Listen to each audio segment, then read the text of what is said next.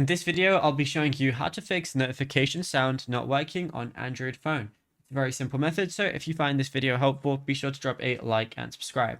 Now, notification silence is usually caused by the new notification cooldown feature or a background focus mode that didn't turn off. So the first thing you want to do is disable notification cooldown. Swipe down on the top right of your screen and go over to settings.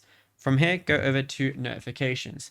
Then just look for notification cooldown and set it to off or don't apply cooldown. And if this is on, you'll only hear the first text and the rest are going to be silent.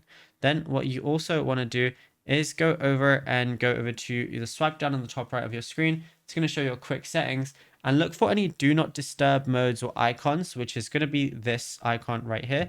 And if I go ahead and clicked on something like that, everything is going to be silent. So if you want it on vibrate, you want it to be this icon right here. If you want it to just have sound always on, you want it to be that icon right there. And then you can obviously toggle up the sound if you want to go ahead and do that. I personally just prefer it on mute if, that's just what I like. And then what you can also do is if only one app like WhatsApp or Gmail is silent, the system may have reset the app specific alert tone. So what you want to do is long press the app that is having this problem. And then once you go ahead and press the eye icon on the right.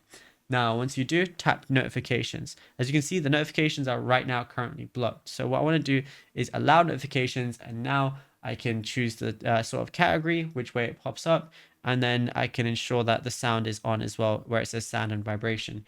And yeah, it's as simple as that. Now, if you found this video helpful, be sure to drop a like and subscribe.